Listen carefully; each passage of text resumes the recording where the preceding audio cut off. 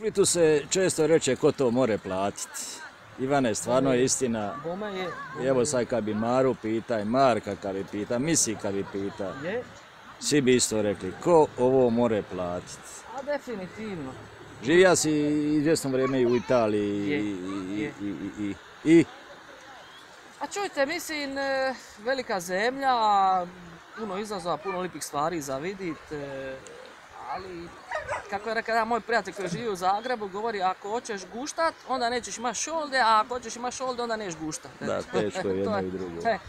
Tako da, ko živi u Splitu i ne iskoristi, naravno, ovo što Split nudi, to je znači to podneblje, tu klimu, taj zrak, zelenilo koga još na svu sreću, evo imamo još nešto, ali očigledno su tu neke struje, znači relacija Baldasar-Šarac i ovako, jel?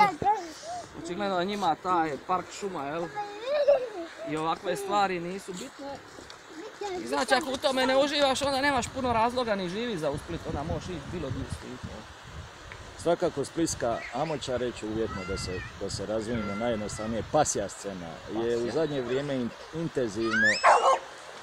intenzivno bogatija i brojem pasa, i brojem izvodišta, i brojem kupališta. Fali nam groblje za kućne ljubimce, fali nam svega. U stvari, evo ja ću mučat. Ivane, što misliš o svemu tome? Primjedbe, prijedlozi, zamjerke, sugestije?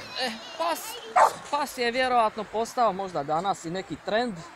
Znači vidimo da ih ima sve više, od znači malenih ovih kućnih pasa, ali oni su uglavnom dolaze tu više radi djece i tako dalje.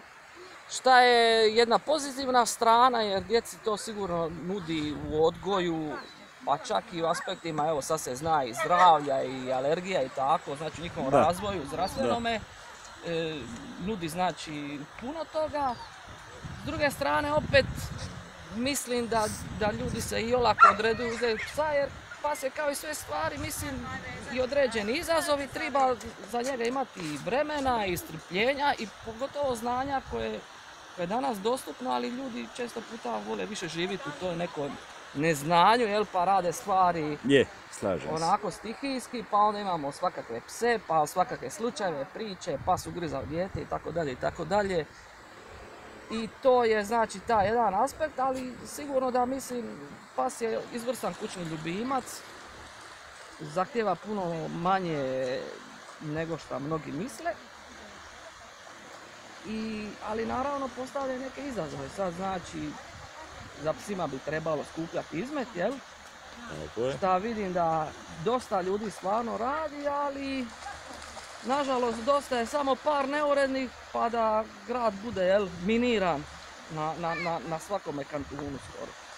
Tako da u tome pogledu sigurno bi se moglo napraviti puno više kako edukacijom ljudi, šta je možda prvenstvena stvar, a drugo onda isprovođenje zakona, ali onda ne selektivno, jel?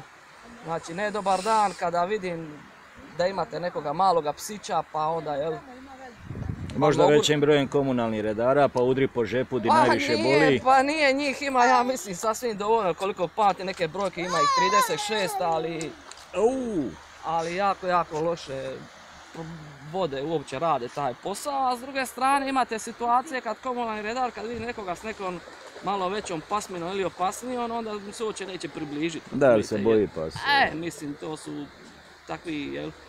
Ali svakako mislim ja kao bloger koliko sam u kontaktu i koliko sam upućen, mislim da pomalo napredujemo u svakom pogledu. Napredujemo, naravno, je to sporo, ide se napred. Evo imamo sad i neke koliko toliko označene zone za pse, naravno to je sve opet premalo, definitivno premalo i ostavljeno eto tako na interpretaciju građana kako se s njima koristiti i to dalje.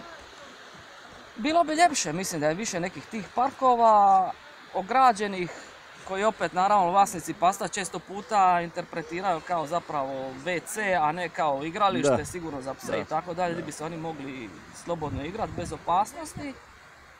Ali evo šta je tu je, mislim, pomalo rade i pogotovo i te udruge stvarno, njima treba skinuti kapu, to su pojedinci koji znači sa svojim entuzijazmom, svojim vremenom i čak i financijski nekim izdvajanjima čine da cijela ta situacija ide nekako napred.